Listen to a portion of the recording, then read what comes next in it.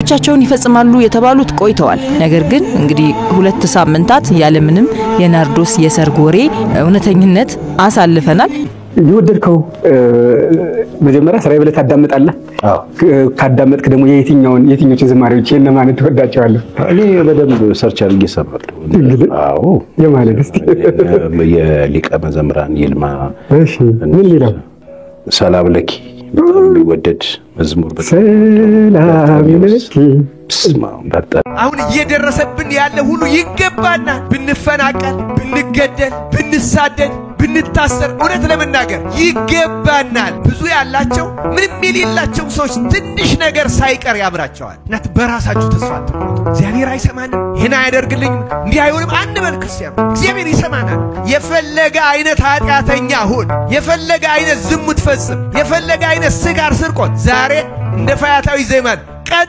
አድርገውና እግዚአብሔር ይምረኛል ብለህ እምነትህ አድኖሃል ይላል ሰላም ውድ የያሪኮ ሚዲያ ቤተሰቦች እንዴት ናችሁ እንዴት ከርማችኋል እኔ ደህና ነኝ እግዚአብሔር ይመስገን ዛሬም እንግዲህ እንደተለመደው አስተማሪና ወቅታዊ ቪዲዮዎችን ይዤላችሁ መጥቻለሁ እናንተ የሚጠበቀው ቪዲዮቹን እስከ መጨረሻ ድረስ ማየት ብቻ ነው ላይክ እና ሼር ማድረግ እንዳይረሳ ሰብስክራይብ ያላደረጋችሁ ደግሞ ሰብስክራይብ በማድረግ የሚዲያችን ቤተሰብ ይሁኑ ወደ ዛሬ ቪዲዮ እንሄዳለን ምንም አይነት ኃጢአት ስሩ ግን ተንበርክካችሁ አልቅሱ ክርስቲያኖች በለቅሶ የታጀበ ጸሎት ዋስትና እግዚአብሔር በጣም በፍጥነት ነው ወደኛ የሚመለሰው ክርስቲያኖች አይምርህም የሚል ሰይጣን ነው ወዳጄ አይሰማህም የሚል ሰይጣን ነው እግዚአብሔር ማይሰማ ክርስቲያን ተስፋ አትቁረጡ በስራ ይሁን በዓለማዊ ህይወት ይሁን በተለይ በመንፈሳዊ ህይወታችሁ ኃጢአት ያስቸገራችሁ ሰዎች ንስሐ እየገባን ደጋግመን ምንሰራ መቼ ነው ይሄን የምናቆመው የምንል አይዟችሁ በርቱ እግዚአብሔር ልንገራችሁ ተስፋ ካልቆረጣችሁ እግዚአብሔር ያን ኃጢአታችሁን ከግራችሁ በታች የሚጥልበት ቀን ይመጣል አሁን እየደረሰብን ያለ ሁሉ ይገባና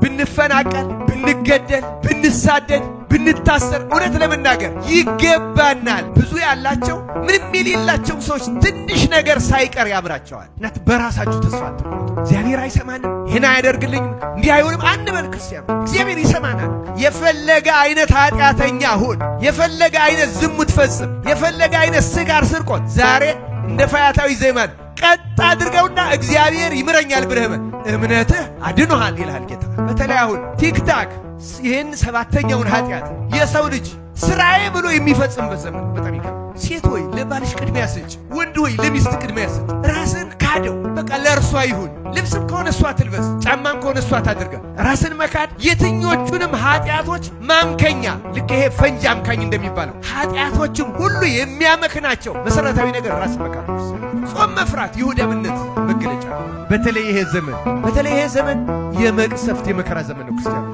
ኢሳይያስ እንዳለው ከእግር ጫማ እስከ ራስ ድረስ የታመምንበት በማዕረግ ቢሆን ከተራው ሰው እስከ ባለስልጣኑ ከመይመኑ እስከ ካህኑ ከታች እስከ ላይ የቆሰልበት ዘመን የዘመን ክርስቲያኑ ጸሎት እውነተኛ ህክምና ጸሎት በእውነት ቃሎት ያሰማልን ለመምራችን እንግዲህ በኃጢአት ጎዳና ውስጥ እየተመላለስን ያለን ወተን የቀረን ሁላችን ይህ ሰዓት ላይ እንደው እግዚአብሔርን ይቅርታ ጠይቀንና ወደ እርሱ መቅረብ ያለብን ሰዓት ነው አሁን ላይ ከቤተክርስቲያን ወተን አይደለም በቅፉ ሆነን ራሱ የሰይጣን ፈተናዎች እጅግ በጣም የበረቱበት ሰዓት ስለሆነ እኛ ይቅርታ ልብ እስካለን ድረስ እግዚአብሔር ደግሞ ይቅር ይላል መሐሪ ነውና ሁላችንም በይቅርታ ወደ እግዚአብሔር እንድንመለስ ያደርገን እንቀጥል እስኪ ስለ ፓስተር ቻሬ አንድ ነገር ልናገር አንዳንድ ለወንጌል እንቅፋት የሆኑ ነገሮችን ደግሞ ሲናገሩ በተለይ እንደዚህ አይነት ኢንተርቪዎች ላይ ሲናገሩ ደግሞ መስማት የተለመደ ነገር ሆኗል በጣም በሚያሳዝን ሁኔታ ማለት ነው እስቲ ወደ ኢንተርቪው ነግም ይወደድከው መጀመሪያ ስራይ ብለ ታዳምጣለህ ካዳመጥክ ደግሞ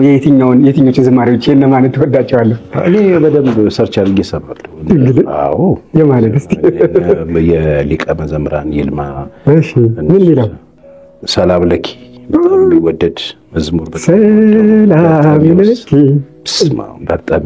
በርጣሚውስ አዎ በጣም ወዳቸው እንግዲህ ከመጋቢው ንግግር መስማት እንደቻልነው የሊቀ መዘምራን ይልማን ዝማሬ እንደሚሰሙና ከሳቸውም ደግሞ ሰላም ለኪ የሚለውን ዝማሬ እሰማለሁ ወደዋለሁ ባረክበታለሁ አሉ እንግዲህ እኔ የተናገሩት ማን ናቸው የኦርቶዶክስ ቄስ አይደሉም የኦርቶዶክስ ጳጳስ አይደሉም ሰባኪ አይደሉም ይሄን የተናገሩት ወንጌላውያን መጋቢ ሆኑ ፓስተር ቻሬ ናቸው በጣም ያሳዝናል አንድ ተራሶ ቢናገረው ምንም ችግር አልነበረው በቃ የሱ አስተሳሰብ ነው ብለን እናልፈው ነበር ግን እኚህ መጋቢ ናቸው ቤተክርስቲያን ተክለው ቤተክርስቲያን የሚያገለግሉ ናቸው ማርያም ምትመለክ ነው የሚመስለው ሰው በቃ እንዴ ከመሰለህ እኮ የመሰለህን ነው ይዘህ የምትንቀሳቀስ።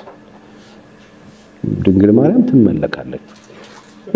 አሁን ይሄ ጥያቄ ለብዙ ሰው ተመልካላችሁ ነው የምትባለው። ግን ስለ ድንግል ማርያም ማውራት ግን እንዴ እኔ ብዙ ጊዜ ሰብካለሁ፣ ሰርግ ላይ ሰብካለሁ፣ አንዳንድ ቦታዎች ላይ ሰብካለሁ። በጣም ስለ ሀምብልነት፣ ስለ ጨዋነት፣ ስለ መልካምነት፣ ስለ ንጽህና፣ ስለ መቆም፣ ስለ እምነት ሳስተምር አስተዋነሳታለሁ። ለምን መነሳትም ስላለባት አሁን እሷን መንካት የሆነ ነገር ማድረግ ነው ብሎ ካሰበ አንድ ሰው ወይ ደግሞ ፉኑ ተብሎ የሆነ ጊዜ የሆነ ነገር ተደርጓል ማለት ነው። እኔ አሁን የማየው አንዳንድ ሰዎች ጋር በጣም ጎበዝ ሰባኪዎች በጣም የተለያዩ ሴቶችን መጽሐፍ ቅዱስ ላይ አንስተው ብትንትን አድርገው እያስለቀሱ የሚሰብኩ ሰዎች እሷን ሲደርሱ ሽክ ሲሉ ለምን ከተባለ እሷን ካነሳ የሆነ እምነት የቀየርክ ይመስላል። እኔ እኮ ስለገጠመኝ እኔ እኮ ጥምድ ተደርጊያለሁ። ይገርማል። አሁን ደግነቱ ደስ የሚለኝ እኔ ሰው እንዲጠምደኝም እንዲወደኝም አይደለም የምሰራው፣ እማምንበት ነው። ክርስቶስን ጸንሳ በድንግልና ወልዳ በክብር አሳድጋ እኔ የምድንበትን ክርስቶስ ደም በደሙ ሲሞት በነፍሷ ሰይፍ አልፎባት ቆማትን ሰቅሰቃ የነበረችን ሴት ልንቅ አልችልም። ላከብር እንጂ ልንቅ አልችልም። ይገርም አገላለጽ ይሆናል። እንዴት ይሆናል ማለት እንዴት ይሆናል? ለአምላክነት ቆሞ ልጇ ለዛ መስዋዕት ሲሆን ቆማ ነው ያየችው፣ በዓይኗ ነው ያየችው። ወሬ አይደለም፣ መርዶ አይደለም የሰማችው። ሲደፋ፣ ሲነሳ፣ ሲወድቅ አይተዋለች። ደሙን ሲያዘራ አይተዋለች። የተበጫጨቀ ሰውነቱን አይተዋለች። እሱን ቆማለች። ምንድን ነው የሚሰማት? እኔ ልጄ የኔ ልጅ የሆነ ነገር ሲሆን ቆሜ በይ አይደለም እኔ የምድንበት መድኃኒት ከማህፀኗ የወጣው መድኃኒት ክርስቶስ መስዋዕት ሆኖ እዛ ጋር ተንጠልጥሎ ያ ሁሉ ኤሎሄ እያለ ሲጮህ ምን ነበር የሚሰማት? እቺን ሴት፣ እቺን እናት፣ እቺን ቅድስት መጥላት ከደህና ነው? ጤና ነው? ይሄ ከእግዚአብሔር ነው? እኔ አይመስልም። እኔ እንዳልኩ ነው። በቃ ለዓለም መድኃኒት ወልዳ አሳድጋ እየከፈለች ቆማለች። በነፍሷ ሰይፍ አልፏል። መጽሐፍ ነው የሚለው።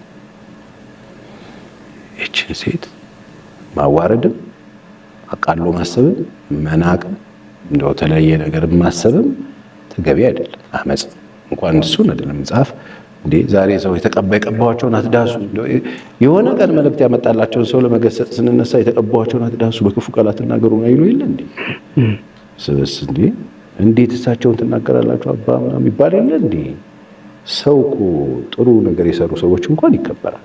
ይገርም እይታ ነው በእውነት ፓስተር ቻሬት ጋር የተናገረው ንግግር እንግዲህ ከፕሮቴስታንቱ ይልቅ ወደኛ የሚቀርብ አይነት ንግግር ነው የተናገረው። በዚህም እንግዲህ እነ ሜሎስን ተመልክታችኋል፣ እጅግ በጣም እየተቃወሙት ነበር። በተለይም ደግሞ የእመቤታችን የቅድስት ድንግል ማርያምን ሰላም ለኪ የሚለው መዝሙር የይልማን አዳምጣለሁ ሲል እንዴት ከአንድ መምህር ይህ ይጠበቃል እያለ ማለት ነው።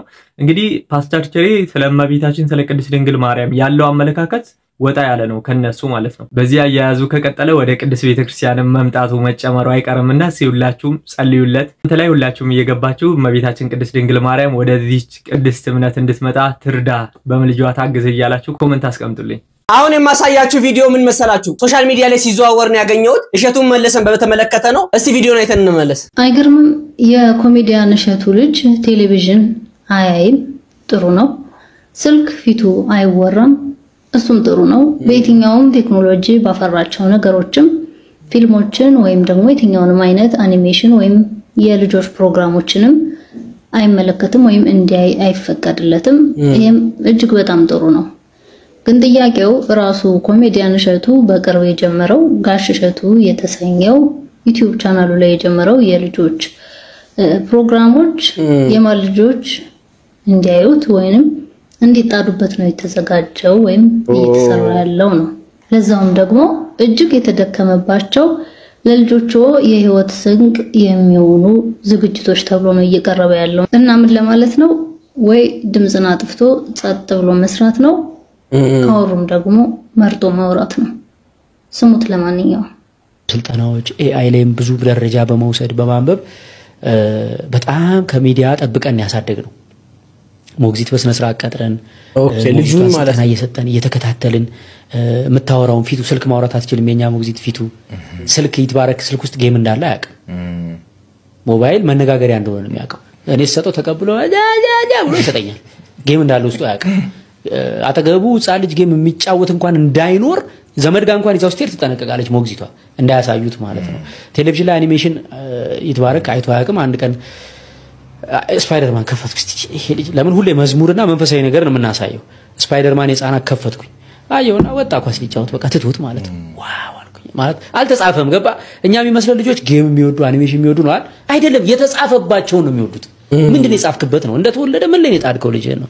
ሶ ግን ምን ሆነብኝ መሰለ እንደዚህ ከሚዲያ ካልባለው ሚዲያ ላይ ይቼ በጣም በተጠበቀ መንገድ ሲያድግ 1 አመት ከ9 ወሩ ላይ ቃል ስንት ቃል ነው የሚያወጣው ይሄ ልጅ?